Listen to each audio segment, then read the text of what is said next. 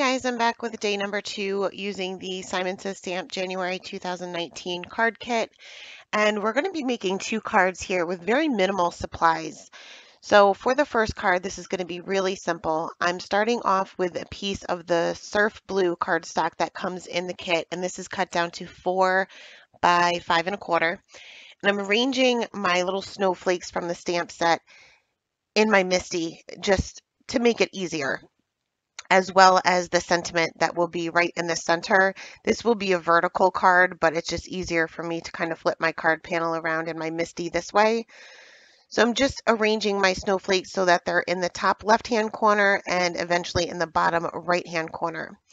So I'm going to treat my cardstock with my anti-static tool, and then I will stamp the images that I have lined up with my Versamark ink.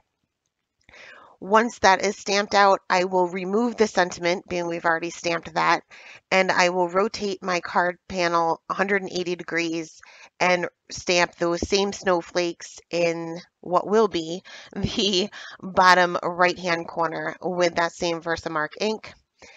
Next, I will sprinkle on some white embossing powder, and I'm using Hero Arts white embossing powder. And you can use any color for this. I just chose to keep them all white. You can mix and match your embossing powders. You can use glitter, embossing powder, whatever you choose. I just kept this really simple. I know from doing the live videos, the last 2, a lot of you guys are just starting out with card making, may not have a ton of materials yet, but you will, trust me. So these are both cards are going to be minimal supplies. So this is something that any of you guys can do.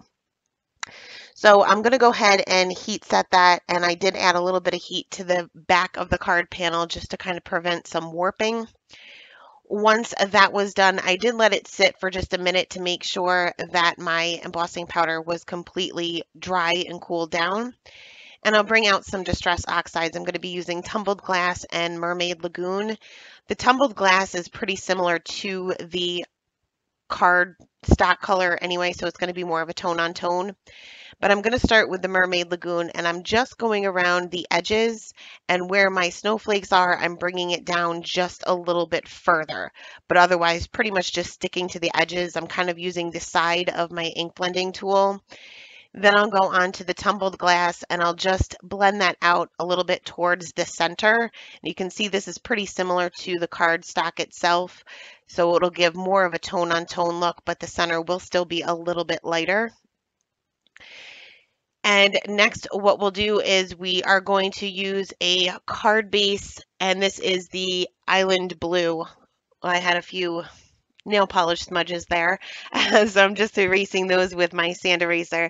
And I am taking the Island Blue cardstock to create an A2 size card base, and I'll go ahead and adhere that down with my Tombow Mono Multi Glue, and I'm just adhering this flat. And to complete my sentiment, there are smaller sentiments within the stamp set in this kit. And I wanted to originally have it say, "Thanks, Snow Much," but I couldn't figure out how I wanted to position this. But I am heat embossing this again, so I'm just taking another piece of that Island Blue cardstock that I had left over from creating my card base, and I will treat that with my anti-static tool again, take this little thanks stamp that down with my Versamark, and then use that same embossing powder to heat set that. Now, I didn't get a great impression when I stamped this, and that's probably my fault. So once I embossed this, I noticed that the K was just not as crisp as the other letters. So in order to fix that, I will take a white gel pen, which you actually get a white gel pen in this month's kit as well. And I'm just going to go directly over that K and kind of make that a little bit bolder along with the rest of the letters. And I'm just cutting this down into a very, very small strip. And I will be using my Scotch foam tape, just a teeny tiny piece of it, to pop this up onto my card panel.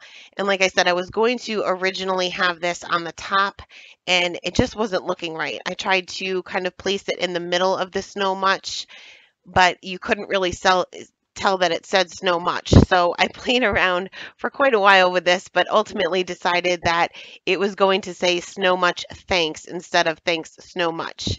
But once I was happy with the placement, I pressed that down to make that permanent. And then I took some glitter Nuvo drops, and these are clear. And I just added a few drops in the center of each of the snowflakes just to add a little bit of shimmer, a little bit of something. It's hard to tell on camera, but you will want to make sure that you let these dry a little bit before you put this aside, usually about an hour or so. They're dry. And they'll dry a little bit more clear when you first put them on. They're a little bit cloudy. So that is it for the first card. We'll move on to the second card now. And again, minimal supplies here. I have a piece of Nina Solar White, and this is cut down to 4¼ by 5½. And I also have a piece of Simon Says stamp masking paper that's cut just slightly larger than my card panel. I used a oval die, and you can use any shape here, and I cut that from my masking paper. Then I just press that against my arm to make it a little bit less tacky, to make it easier to remove when I have to remove it. And then I just lined that up on my card panel, tried to center it the best I could. You can kind of see through the masking paper, so it makes it a little bit easier. Then I will go ahead and stamp my images, and I'm going to be using all 3 of the snowmen from the stamp set, starting off with my middle one just because I know they're going to overlap just a little bit. So I'm using Blackout ink by Ink on 3 because we are going to be Copic coloring these.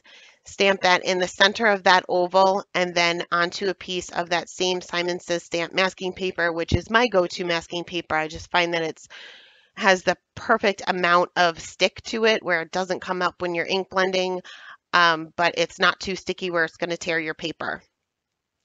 I masked out that center snowman there, and then I will stamp out the other 2 snowmen both onto my card panel as well as that masking paper, and fussy cut those out as well, and just place those directly over my images. You want to try to make sure that they're lined up as the best you can.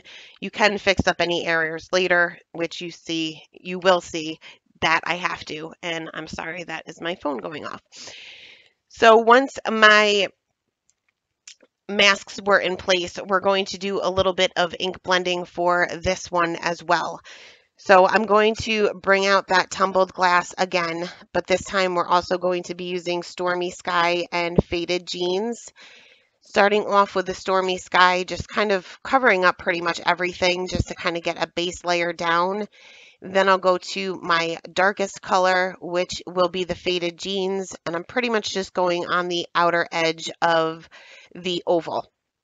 I'm not really worried about getting the perfect blend the first time around. Sometimes with the Distress Oxides and even regular Distress inks, you may have to go over it a couple of times just to make sure that you get a good blend. This particular color combination I usually don't have a problem with.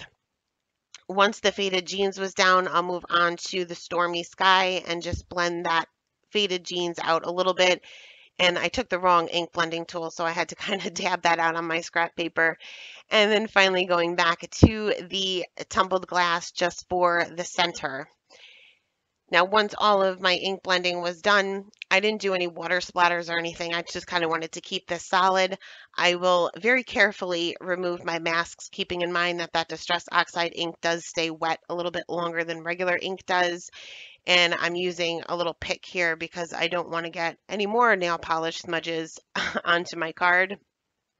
And you'll probably notice that when I did my nails and I put the clear coat on, I have a cat hair, a Frankie hair, underneath my clear coat. So you may notice that it's not, it's permanently there until I take off my nail polish.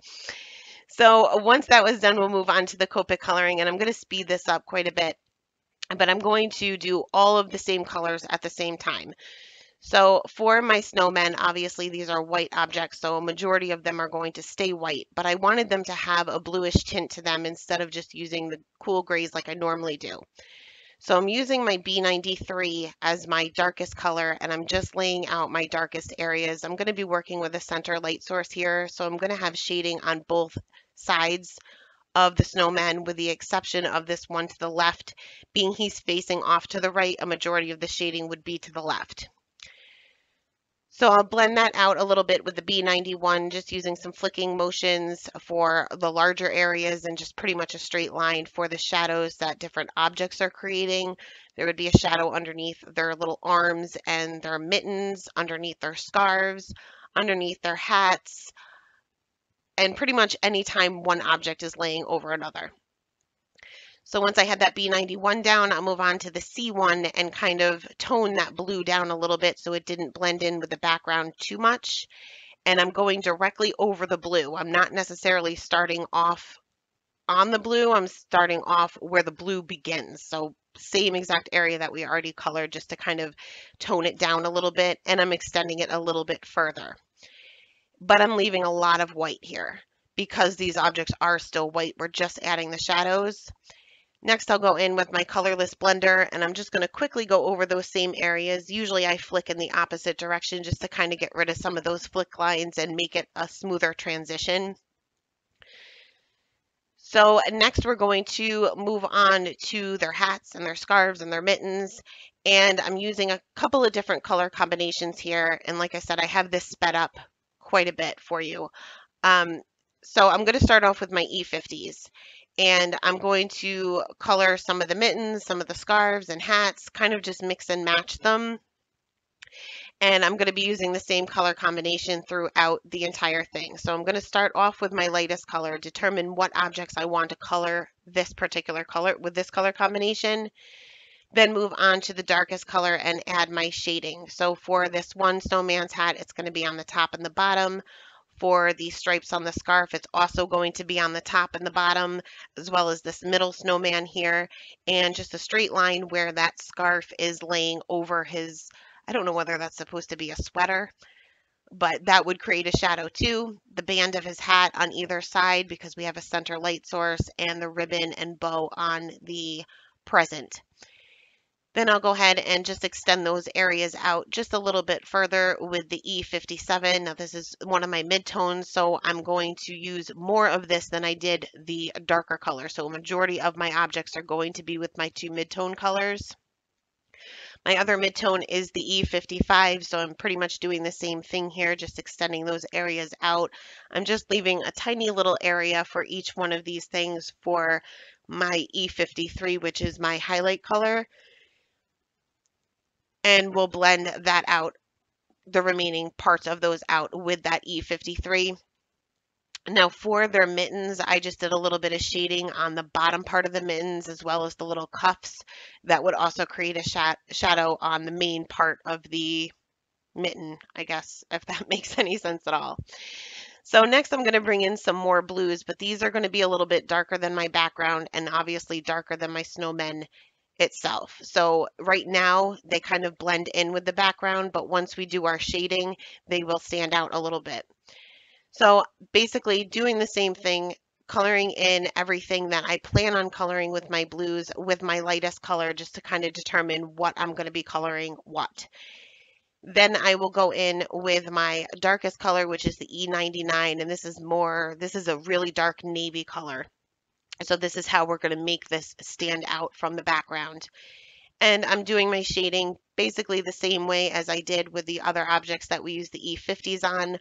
For his little earmuffs, I'm just creating a little bit of shading on the base of those and the band that goes around his head on either side, so the highlight will be right on the top of his head. For his little scarf, it will be on either side and where his scarf is kind of hanging down, those parts that hang down. And I'm just varying the lengths of my flicks on the scarf just to kind of give it some movement and give it some shape and texture. Blending that out with my B97.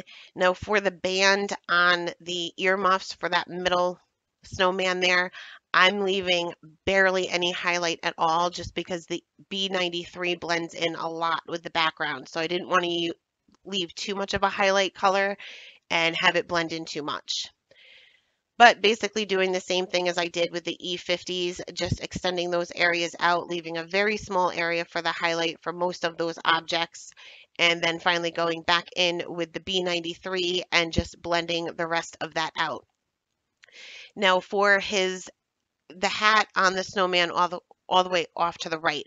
My mask, because that's such a teeny tiny area, my mask did come up a little bit. So I wanted to make sure that I colored this a dark color to cover that up. So I'm going to bring in my C markers, and I'm going to bring in my C7, C5, C3, and C1.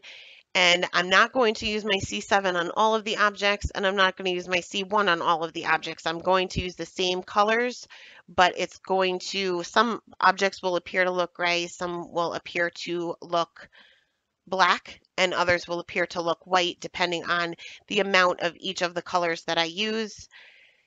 So for the shading on the hat, I'm going to just put shading on either side. Again, for this snowman's scarf, I'm going to color that the same way as I did for the snowman off to the right. For the base of the snowman to the left, for the base of the hat, I wanted this to appear white. So I'm just doing a little bit of shading on either side, as well as that little pom-pom with the C5, C3, and C1, and just leaving a little bit of a white highlight in the center so that object still does appear to be white in the end. So as you can see, the snowman's hat to the right looks more black than the snowman's hat to the left, just based on the intensity of color that we use. So finally, I'll go in for their little carrot noses. I'm just doing a quick 2-color blend here just to give a little bit of dimension, but not really worried about too much shading here. And that should do it for the coloring. And once that was done, actually, no, I went in with the EK Success journaling pen just to go over their little arms. They're just solid, so I wasn't able to cut them out with my mask. So I'm just going to go over those areas to fill those in. Next, I stamped my sentiment from that same stamp set with my VersaFine Onyx Black ink right there in the center below my little snowmen.